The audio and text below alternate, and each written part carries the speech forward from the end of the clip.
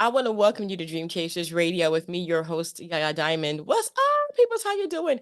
I am so very excited to have my next guest on the show. She has a YouTube channel called Let's Chat, which is Letts. Let's Chat. But she also has her own theater coming up, and she's got a bunch of different other things and plays that she's writing and all kinds of things. She's amazing, and you got to tune in. This interview is already in progress. So here we go.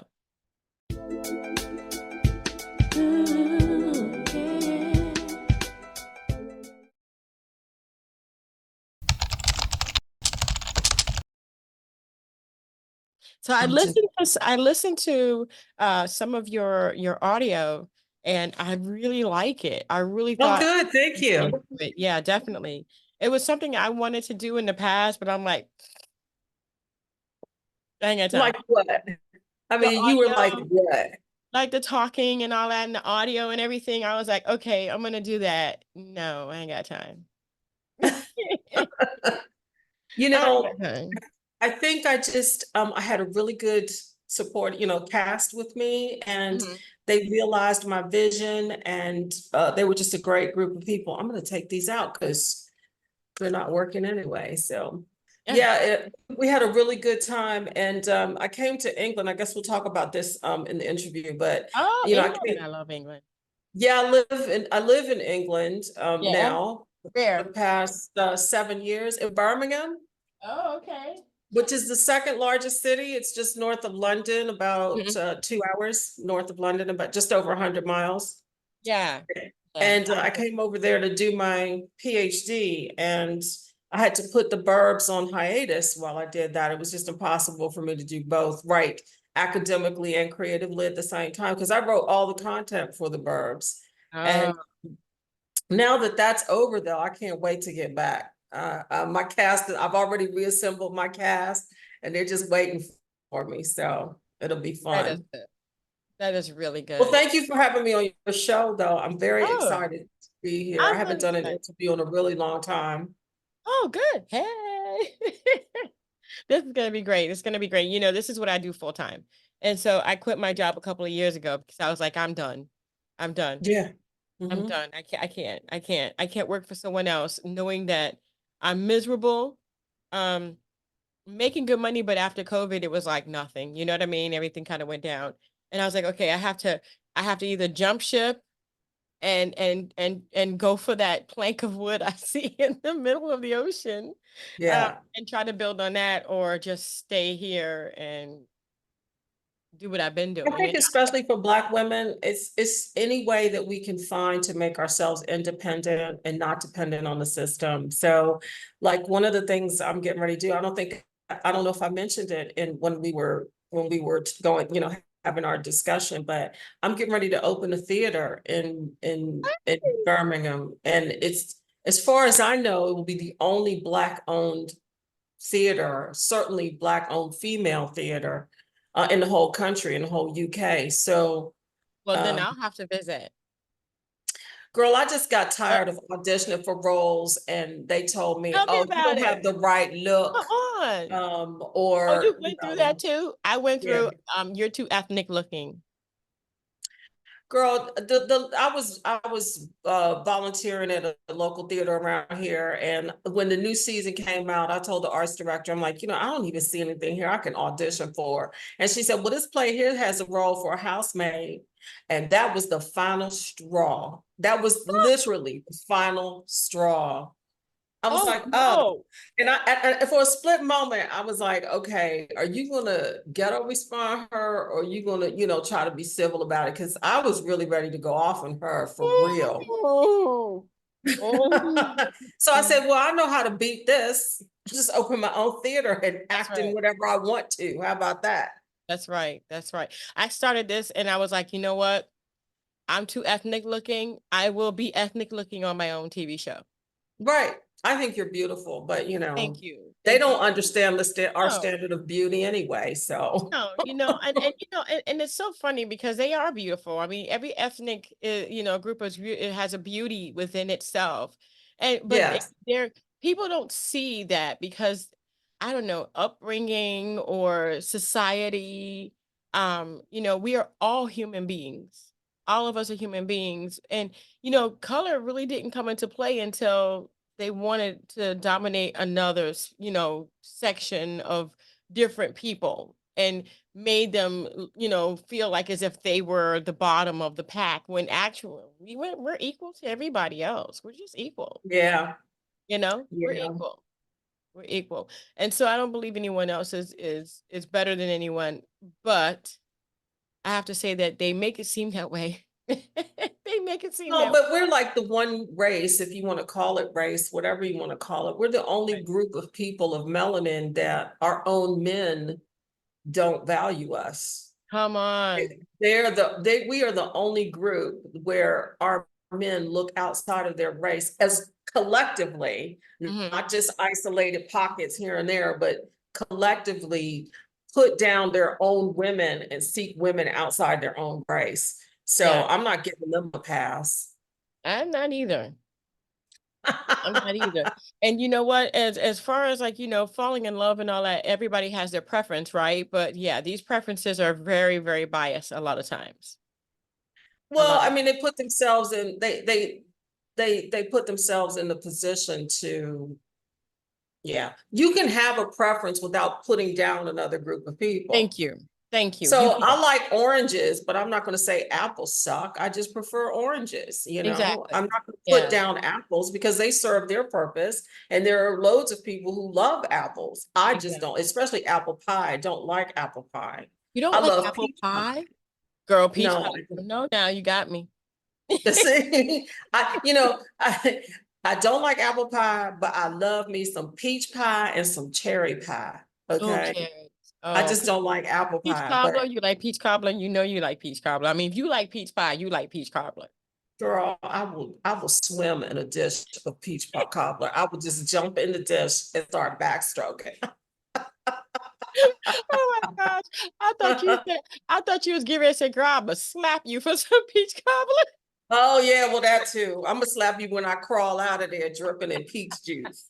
Just get out and Oh slap my God. everybody. I love peach cobbler. I like apple pie, but I do love peaches and peach and cherry, and I like a multiplicity of different fruits inside of like a fruit pie is really good too because you got a little variation of a lot of different things. But as far as like that is concerned, it's like okay, so we are a variation. This whole human Yes. race is a variation, and everybody does have their preference, but again, you have to look at it like, oh my gosh, you just can't put down, like you said, the apple because you like peaches. So what? You Right, like peaches, go exactly. after the peaches. Don't be putting down the apples.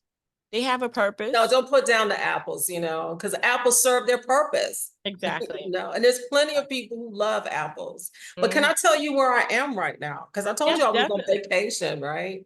Go ahead. Yeah, girl, go ahead. I'm Tell on me, vacation. Guess where I am? where are you? Cartagena, Colombia. In Colombia, girl. Okay? First of all, you have to tell me about Colombia. Because everybody keeps telling me, "Don't go down there, they're kidnapping people. It's a war down there. It's Oh, for terrible crying down out there." loud. If you live in America, you take your life in your hands every time you leave the house, Tell okay? me about it. Colombia is absolutely wonderful. This is like the fifth time I've been here, and my ex-partner was Colombian. He's passed away now, but he was Colombian, and that's when I first got introduced to it in the early 90s. But Cartagena itself is on the coast, and it's very safe here. I've never had a problem. I'll come back to that in a second. The interior of the country is where they have most of the conflict, like in Okay. Bogota, Cali, Medellin. These are Mhm. places. But now that Pablo Escobar is gone, it's like, they really just don't have the kind of conflict that they had when he was around. But Mm. Cartagena's beautiful. You could like we go into the center every evening, and there is a strong police or security presence there. They're going to keep the tourists safe because that's really how they make their money. So they're Hello. protecting their money. Mhm. Also, now let me go back to Cartagena is Black, and the Mhm. Cartageneros will tell you Cartagena is Black. The history here is so rich of African tradition. They say that they'll tell white people, oh no, you're not going to try that over here. You might get away with that stuff somewhere else, but you're not going to try that over here. Oh, So I the love it. first time I came to Cartagena in like 1992, 93, around that time, um, I was just at such peace. I could not put my finger on it, right? I just didn't know what it was about this place that I felt so comfortable. I felt so at home. And, well, my body of work, my doctoral thesis, it deals with racial trauma. And we talk Mm, about the symptoms of racial trauma and how your body embodies that. mm, And I was in a lot of discussions that I give, I say, Black people even carry constipation, and when we go on vacation, we find that we're even more regular because we are not as under as much stress because there's stress just being Black, right? okay. So I was just having a great time. I was here for 2 weeks, had no idea why I was having such a good time until I landed back in Miami. Oh, And Miami, I girl, you laid went to eyes Miami? on the Oh no. first, hold on. I laid eyes on the first blonde hair, blue eyes that I had seen in 2 weeks. And then it occurred to me that I have been around people who look like me, who are darker than me, who are African descendants. I mean, literally, there's an indigenous African tribe still here in Cartagena.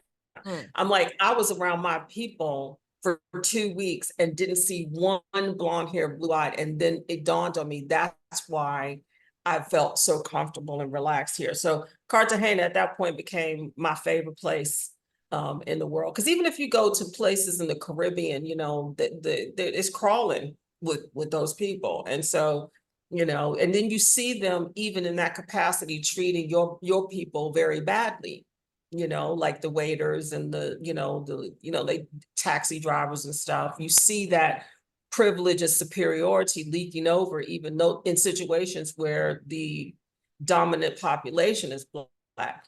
But girl, over here, them Cartageneros are like, yeah, you can try that if you want. Ain't gonna get far over there. Oh my No, gosh. no, they will tell you straight up. They will tell you not in Colombia. You could try that somewhere else, but not in Colombia. I was going over your stuff and I didn't realize that your master's and your thesis was in, racial profiling, racial stress, I would say. It's Uh, actually my doctoral thesis, my really? PhD.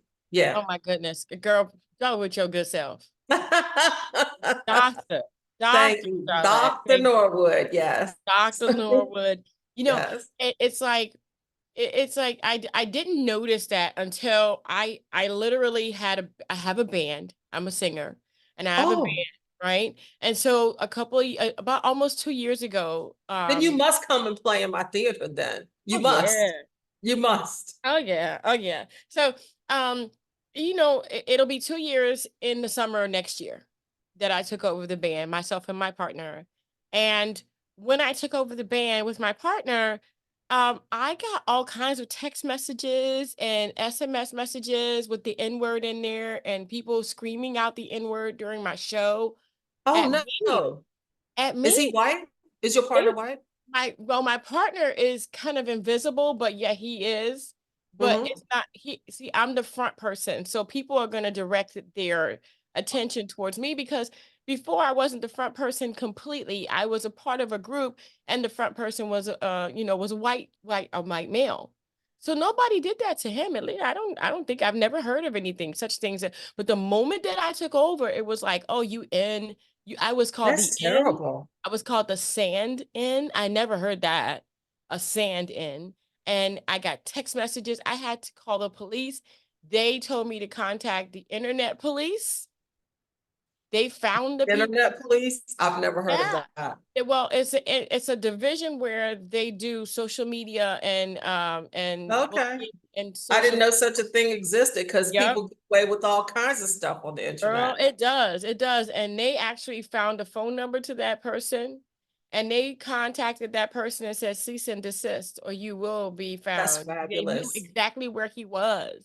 I was That's like, "Ooh." fabulous. Good. And I was like, oh, I haven't had any problems since then. But it's like, you would think that wouldn't be, a problem anymore, but it It is. is. Well, the thing is, there's actually a section of that in my thesis about Black women on social media. So because I deal in racism and anti-racism training and, talking about racial trauma and historical racial trauma.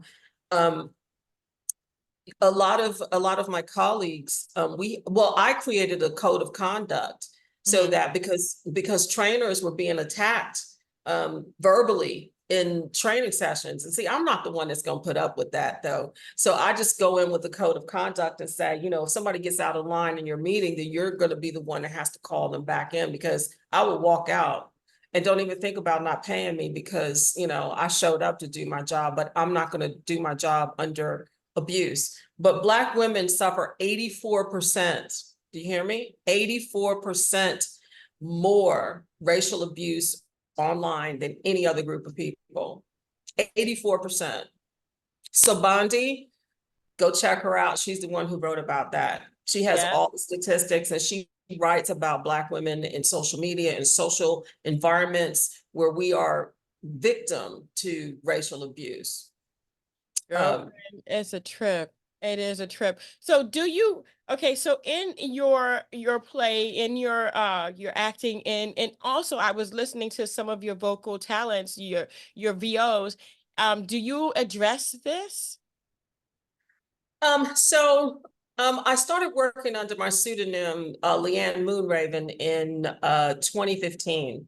And I'm in the process now of merging my two personalities, because at the time I was doing some work, but I was also an adjunct professor at a community college. And I really didn't want my students to know what I was up to. Plus, my children were very young at the time, and I didn't want people taking pot shots at them. So I decided to come up with a pseudonym. Liane is my middle name, so it's not like I made up my name. And then, my spiritual practices are under shamanism. So I had a shaman give me my Native American name of Moonraven. And so that's how those two names came together. And I started doing my creative work under that pseudonym, and my professional work stayed under my government name. So let me go back just a little bit. I was interested in film when I came out of college the first time. I didn't finish college when I went in straight from high school. And I went into film production then because I wanted to be a filmmaker. And then the chairman of the department looked at me and said, in my second year, he said, oh, well, you have two strikes against you. He called them strikes. He said, you're a woman and you're Black, and you will never make it in Hollywood. That's exactly what he said to me. And at the time, there was like only one Black female executive film producer in Hollywood. So, being impressionable at 18 and 19, he just kind of stole my dream at that moment. But the creative side always stayed with me, because by then I had lead roles in plays, including a musical, and, really was trying to showcase my ability. So that went on hold for about 20 years, 25 years. And then I said, you know what? I think if it's in you, it cannot stay contained. So I started writing, and then I started writing film scripts. And then I produced 7 short films. And I had moved into this really crazy neighborhood, where a lot of supernatural stuff was going on. And I was on the phone with my friend who is also an actor. And I said, this neighborhood, like, there's some crazy stuff going on here. And for some reason, I know audio theater was starting to pick up at that time. And I said, you know what? These stories would really make a good audio horror series. And I was like, oh, and the idea came to me, and I immediately started writing The Burbs. And I had a cast of there were only 3 of us in the beginning, 3 or 4 of us in the beginning. And that was season 1 that you listened to. And then after that, we just grew. I have a cast now, I think, of 12. And we've been together for 6 years.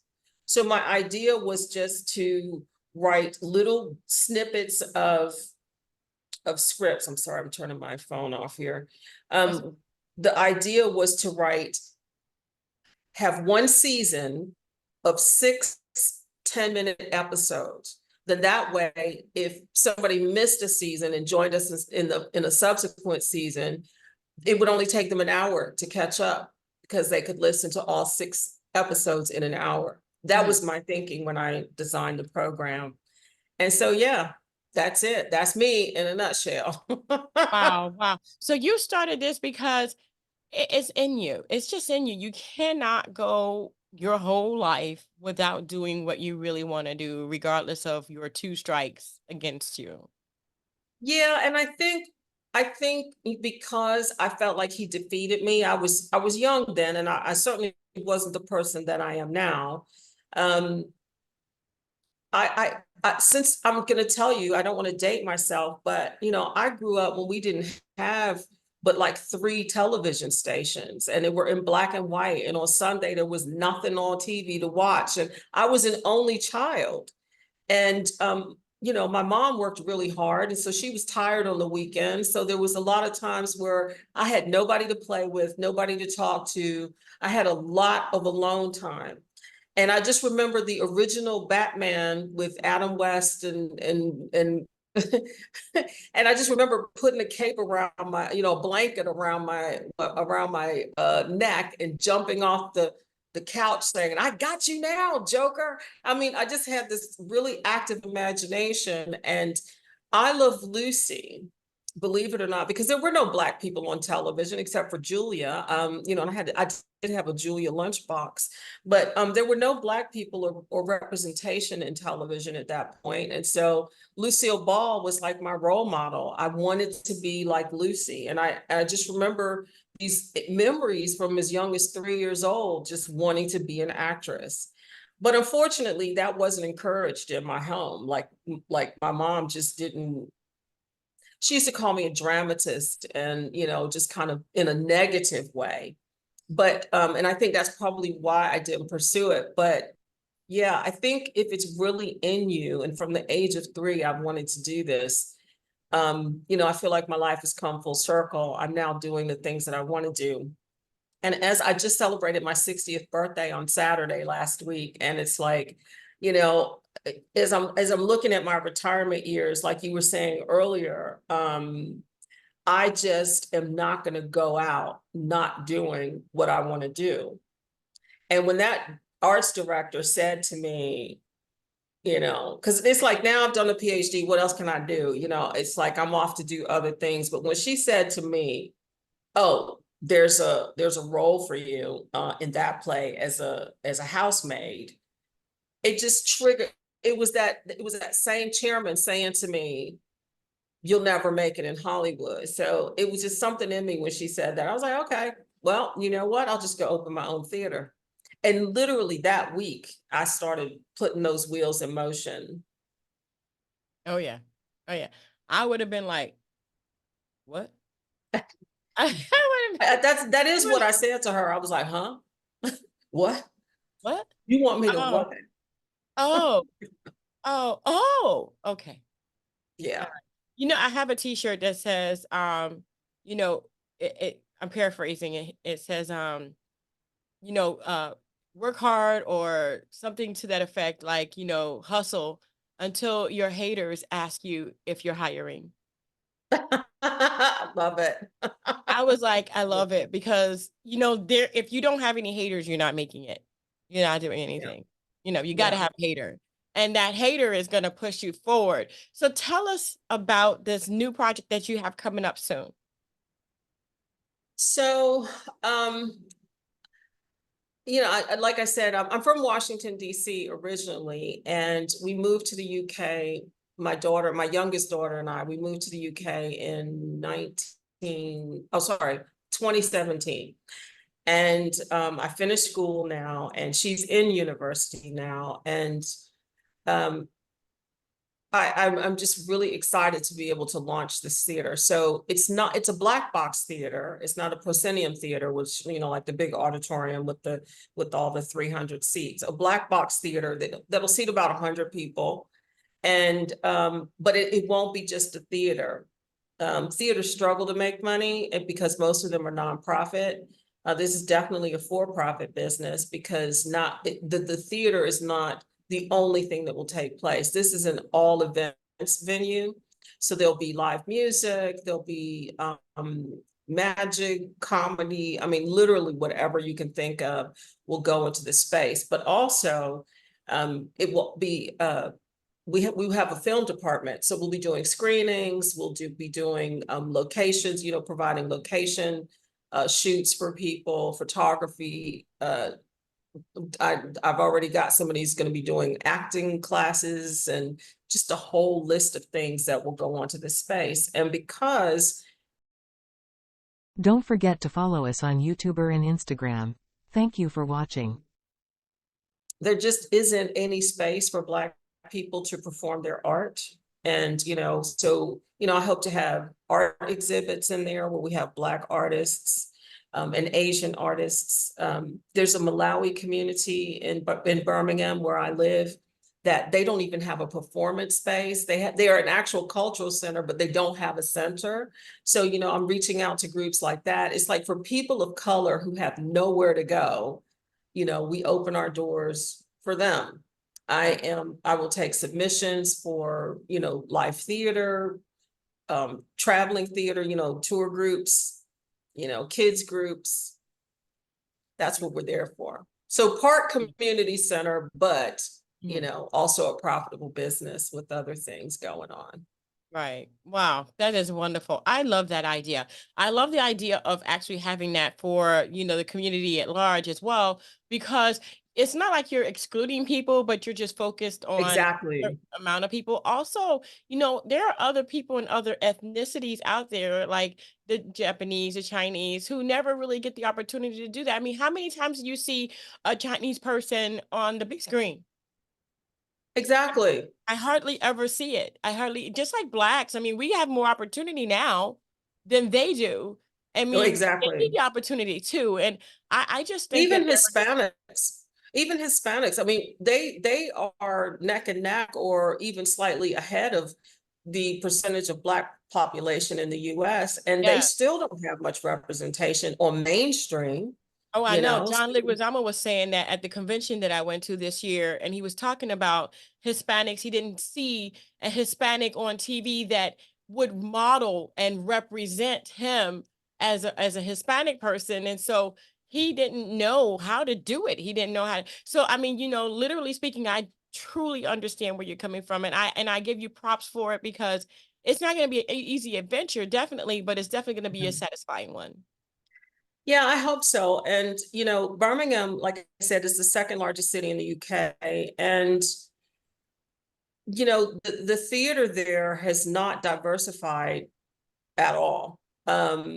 They're still doing very traditional British plays, which when you're doing a period piece, unless you have a director who's blind casting, you're not going to be able to cast people of color. And even when you do have a blind casting director, the audience isn't going to be necessarily receptive to that. But on the other hand, they also aren't willing to bring in plays that are diverse. So Yeah. like I'm gonna put on Dracula, and I see Dracula as being this big, tall, sexy Asian man. Okay. That's my Hello. vision. That's my vision, like a Pakistani or an Indian, because I think he probably would have looked something like that, Yeah. coming from that area. He could have easily looked like he could have been, the Turkish looking, so yeah, I plan to shake things up a little bit. I love that. I love that. That reminds me of like back in the day when Brandy played Cinderella and Oh the yeah. oh, I love that one. I And absolutely Whitney love was that. the Yes. fairy godmother. Yes. Uh-huh. Yes. And they did another one recently where there was a lot of mixed characters too, because everyone should be represented, not just Blacks, not just Everybody. whites, but everyone. Yes. Everyone. Because as I walk out my door here where I That's live what you in see. Florida, Yeah, that's what I exactly. see. And I Yeah. think that children, they notice this, and then they mimic what they see, and we need to curb that. We definitely need to get rid of that. People are people. People are I people. just saw something on Instagram just yesterday, I think, where this woman had filmed her daughter, and her daughter was wearing her hair bonnet for the first time because she was watching something on television where the characters looked like her, and she was so excited that she didn't want to wear the bonnet before that. But when she saw it's a cartoon, and I know the name of it, I can't think of it right now, but it's about Black girls and their hair. And so she was really excited to be wearing her bonnet because the girl on television. So representation really does matter. It It does. does. It does. Let me tell you something. I was watching a TikTok, I think the other day, and it was a white lady, and she saw a Black lady the on the TikTok. The Black lady sells the bonnets. She makes the bonnets and she sells them. Well, the white lady's hair, very coarse, kind of like a really brittle at the ends, very damaged. And there was like nothing she could do to literally get her hair from being so brittle and damaged and thin. So she bought the bonnet from the Black lady that sells the bonnets and makes the bonnets, and she started to wear it. She came back and did a testimony, like, like a review of it, and her hair looks so much better. I mean, it has made a huge difference. So I think it's the service, it's the camaraderie, it's the unification of just understanding that there are different things that you're going to need from different cross generations and cross cultures, that, I mean, it doesn't matter. It really doesn't Yes. matter. It really doesn't matter, but we make it matter, and that's the problem. That's the problem. And so I really commend that lady, the white lady, for doing that. That's not something that's done normally. Most people won't even say No, they're it's wearing a not. But bonnet like that. And she was wearing her no, bonnet. but it reminded me of of a very similar story in the same circumstance where a white lady is now selling the bonnets and she's making a killing at it. So, I don't know. I'll reserve comment on that because there are instances that date back in history where there was a time where we couldn't even go see. If you were playing somewhere, I wouldn't even be able to go see you, or I'd have to sit way back in the balcony because I wouldn't be allowed a seat up front. Yeah. And so, over time, they call Elvis Presley the king of rock and roll. Are you kidding me? So, I mean, there are things that we have engineered and introduced, but don't get the recognition for. And, they take it and run and make all kinds of money off of it. And as a matter of fact, I'll even take it out of the Black context. I have a lot of Asian friends now that I live in the UK, a lot of Indian friends and people from the South Asian communities. And, I got into a conversation about yoga with one of them one day. And, there's a huge disparity in the Asian community, how it has been misappropriated and abused. And, Asian women can't even get clients, but these little skinny white girls, they have bookings for years in advance. And, my Asian friends were telling me like the skimpy stuff that these yoga people wear, like they could never wear that, or get ostracized by their communities. But yet this is the thing that sells. So I don't know. I have kind of a mixed view on that about misappropriation and things like that. If it was an equal playing field and we all had ample opportunities for, we had all equal opportunities to get a piece of the pie, then yeah, I could say that. But we don't. We don't. And we usually introduce something, just like they talk about Eminem is the greatest rapper. Are you kidding me? So I don't know. That's probably gonna piss some people. But it's like, yeah, okay, he's good, but it's not like he invented it or anything. And I just recently found out, I'm gonna get off my soapbox in a minute, y'all, but I just recently found out that Thomas Edison didn't even create the light bulb. It was a Black man that did that. And I just found that out. Yeah, So I knew yeah. that. I knew And you that. don't hear nothing about the No, Black, nothing, you won't. nothing. You won't. And a lot of people will say, "Oh, you got to stop talking about this because this is just keeping us separate." Well, I know what's keeping us separate. What's keeping us separate is that you don't want to hear it. Your ears are closed and you have no conversation with the other races around you to understand our grievances and our gripes. And I'm telling you right now, until we unify and talk about these things and get these things out in the open and put out some things to resolve these issues, we will always have these issues. Okay, let me just, because I am a sociologist, There okay? you go. And like I said, I do a lot That's of me work in talking. racism. Yeah, You no, know, I do. that's me talking from my own non-doctor point of view. Oh, no. I'm not saying that because of that. I'm just saying because this is actually my body of work. This is Exactly. like a full-time job. I would just say that yeah, we aren't keeping ourselves separate. Racism is keeping us separated. Okay. So Okay. don't put that responsibility on us because we don't even have the power to do that. We don't even have the power to make ourselves equal because I will just ask you one question. If Black people could get rid of racism, don't you think we would have done that like 400 years Exactly. ago? Tell me about it. So no, Tell me we about it. aren't keeping ourselves separated and oppressed and all this. No, we don't have that kind of power. If we did, we wouldn't even be having these conversations. No. So I don't think it's quite appropriate to put that type of responsibility on us. Now, you know, there are two camps. You know, there are those who are very much civil rights, and kumbaya and all that. And then there's the other camp who's like, give me my 40 acres and a mule and I'll go off and mind my business, But the thing is, we never got those 40 acres and a mule. So I'm still trying to get mine. So I guess you would call me one of those, the foundational Black Americans, because I'm like, my ancestors built America. I need mine. Mm-hmm. Yeah, this is owed to us. A lot of people say it's not because we weren't the original slaves. But let me tell you something. And I see this. I see that a lot of people who are of the Caucasian, of rich being rich, you could be Black and be rich, they're leaving a heritage for their children. Don't you think that we should get the heritage that our ancestors were promised as an inheritance? I Well, think who's the so. original slaves? I don't know who that That's, is. they're saying that we weren't the slaves, like we weren't the slaves. It was our forefathers that were the slaves, like Oh, I great, see. great. So that we shouldn't, we shouldn't be inheriting or we shouldn't be receiving it. But if in fact they were able to leave an inheritance, we would have had it already. We would have had what we were supposed to have. I mean, literally speaking, okay, Okay, but we let's can just say we can that flip that around. We can flip that around and say that the people today aren't the original um slave owners and exactly. overseers. However, they are still benefiting from the financial gains That's from exactly what that I mean. behavior. Yeah, And we are also, because we don't benefiting. have generational wealth, they have generational wealth.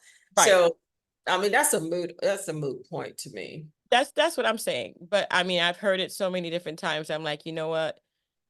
Just like a person who doesn't squander their inheritance, I don't think that I think that we would have had something to show for all of the pain and agony that our forefathers did suffer. We don't If even have the land that they worked. nothing. Not unless you were able to purchase it yourself. I mean, you have to go back, you had to work and get it. But as far as what we're owed, we're still owed this. Our ancestors were promised this, and this is our inheritance, like a person who passes down the inheritance to their children. We Yeah, I don't, know we're it's, due. I'm not even gonna get hung up on that we're owed it, but we aren't profiting from it. Hmm. And we never have. Our ancestors built these infrastructures, but yet we're still being penalized as non, Yeah, as we're still othered, we're still labeled. yeah, we are. So even if you're not talking about reparations, it's still not an equal playing field It's not. because racism exists. Yeah. And racism is a complex system that is set up to keep us from progressing. And people, I love it when people say, oh, but when these old people die off, they've been saying that since I was a kid. What they fail to realize is that these races are raising future racists. So, Yep. because we all know that racism is learned behavior. Mhm. You aren't born a racist. It's No. learned behavior. So when they die off, it's just that the ones coming up behind them will have learned that behavior unless Yeah. they make a conscious decision to change. then, we're still like a hamster in a wheel, really. Yeah, yeah, definitely. I agree with you. I agree with you. You say we're not old. I say we are. Only because I think that inheritance is something that if you're going to leave it, then it is owed to the generation that comes after you because you said you're going to do that. So it is said that we were supposed to get, the mules and all that other stuff. What is that equivalent today? We are still owed that because that would have been our inheritance from our, forefathers. That would have been an inheritance. What people do with that between me and that other person is irrelevant. If it was given, then if they squandered it, there was nothing I could say, right? Right. But there is nothing. There was a contract written up. There was an agreement that was made and never ever executed. Right.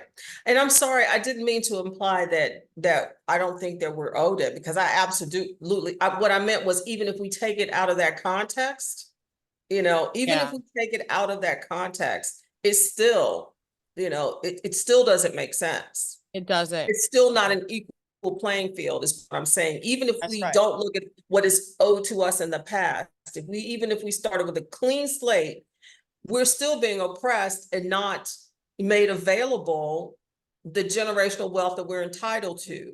Hmm. So, those of us who are Gen X, late, or the end of the boomers, hopefully, everything I did was as a legacy, excuse me, as a legacy for my daughters. This theater, I'm doing this not only for myself, but, something that I can leave behind for them to either sell it off if they want to, or to continue to grow it, maybe That's have their one in inheritance. another city, or That another is their city, or inheritance. another city.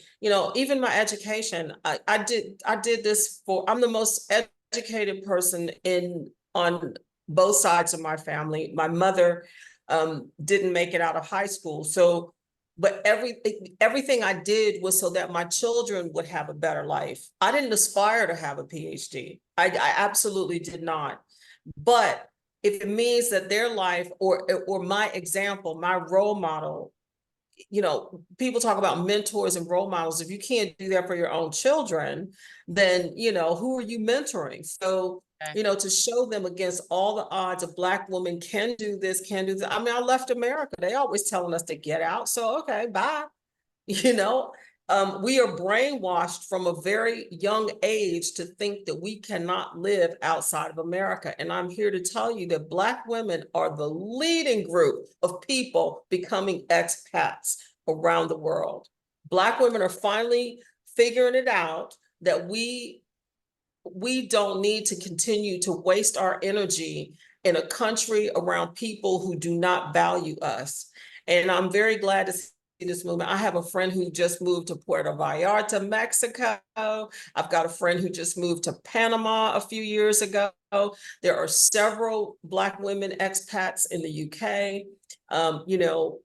I was considering retiring here in Cartagena, but girl, this heat down here is killing me. I'm telling you, I'm not as young as I used to be. And this heat is like, you talking about sweating.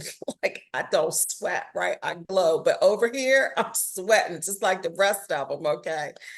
So I'm gonna have to rethink that. But what I'm saying is, Black women are finding their way around the globe, and I'm just here for that. I'm so happy for that. I am too. I am too. Even here in America, we're waking up to the fact that we have to have our own. You have to have your Yeah. own. You have to. You have Yep. to. You have to push. You have to have your own.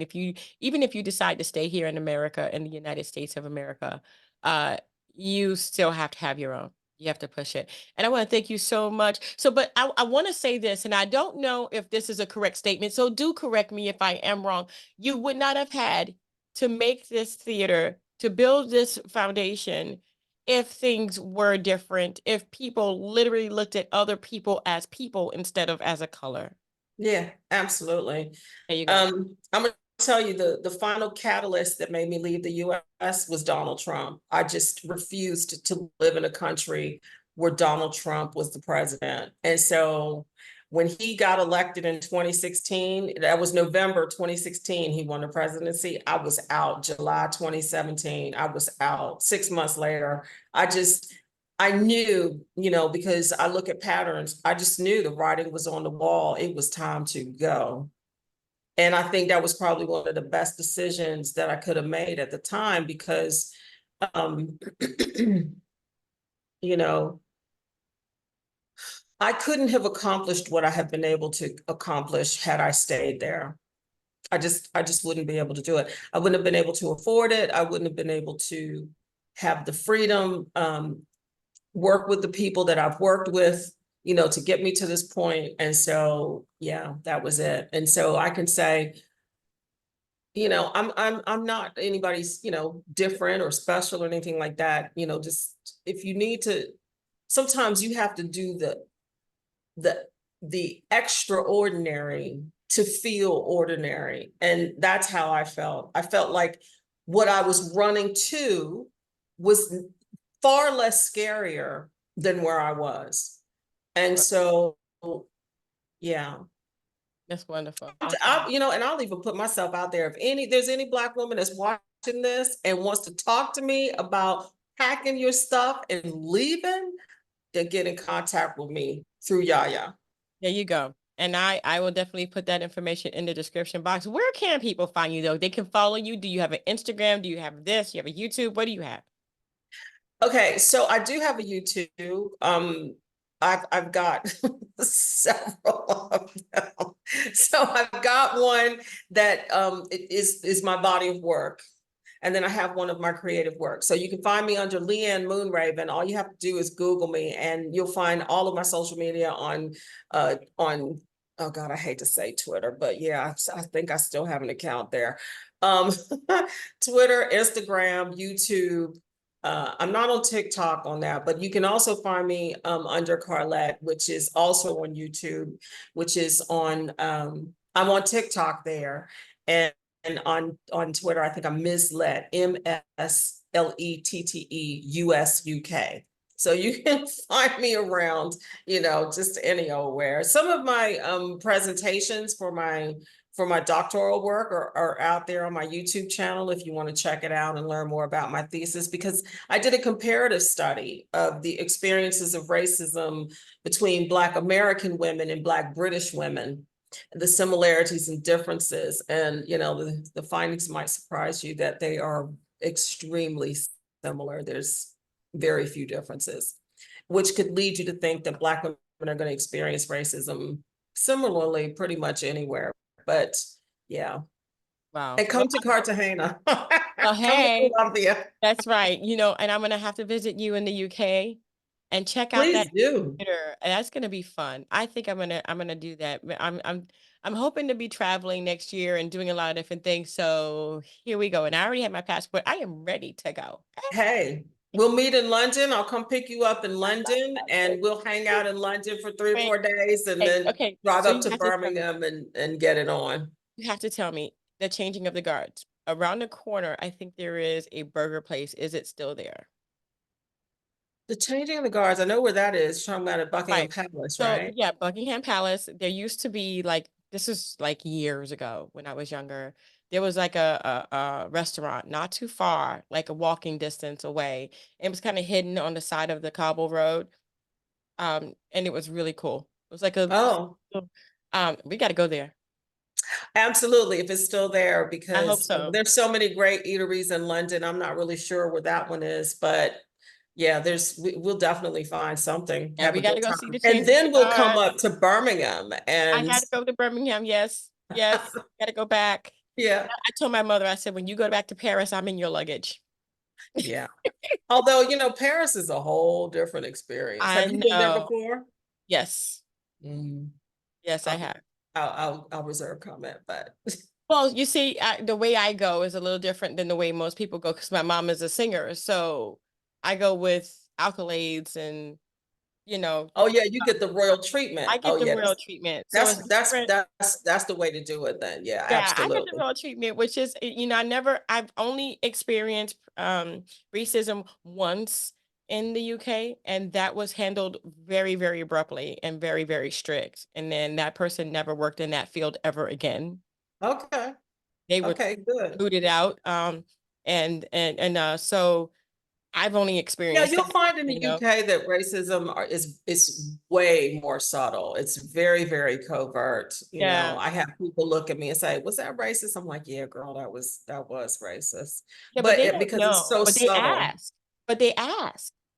You know, at Who? least they asked. At least they say, was Oh that racist? no, no, no, no. I'm talking about the person that experienced it. Oh, It's okay.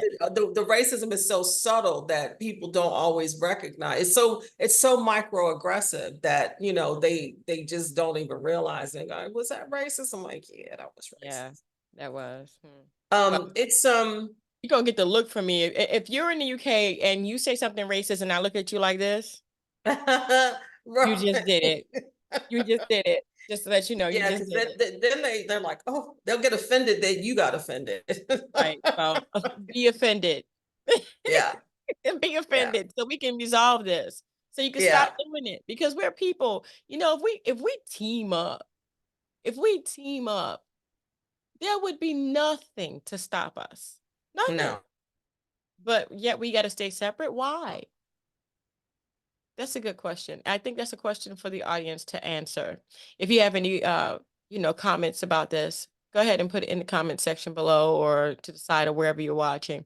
Let us know your experiences and how you feel about the situation, but most of all, how you feel about my girl here having to actually open up her own theater because of the color of her skin. It doesn't make any sense, but yeah. she's got her theater. We're gonna have all of that information in the description box below because I think she's an amazing person. We're gonna have links Oh, so you can thank hear you. her and hear all about the new show that she's got coming up soon and everything. Girlfriend, thank you so much for being on the show with me. Thank you. Thank you for having me. It was a blast. This isn't Uh, the end of us though. no, it can't be. We I'll have a see you in date. Birmingham. We have a date to go see the changing of the guard. That's absolutely right. I want to go stand next to him. I don't want to touch him. I just want to take a picture. Girl, But it's amazing. It's like the changing of the guard. See, I grew up in DC though. So the changing of the guard at the Tomb of the Unknown Soldier, although he's not unknown now because they have DNA testing and stuff like that. But Mhm. it's like it just amazes me how you can just like walk up to these guys and they don't flinch. They just standing there. He's standing. That's Stand it. there. And I heard that they stand there so long that even if they collapse, it's an honor Well, to make it to space. I didn't go to the Queen's funeral or anything like that, but there was a news clip of one of the guards that had been standing by the casket for so long, and he literally just fell on his face and nobody moved. Like nobody moved. It was Oh, like, is he dead? Because like nobody checked on this dude. But he eventually just stood up, and then at that point they helped him walk off. But yeah, he just literally fell on his face because they had amazing. been standing for like 13 hours, something outrageous like that. That's crazy. Yeah. But thank you so much, girlfriend. I love you. Thank Thank you. I you. can't wait to see you, Charlotte. I can't wait to see you in the UK. You guys keep your eyes and ears open because we might be visiting a theater in the UK in Have a 2024. road show. Yes. Thank you guys so much for tuning in. Don't forget to dare to be different. And until next time, guys. Bye. Hi.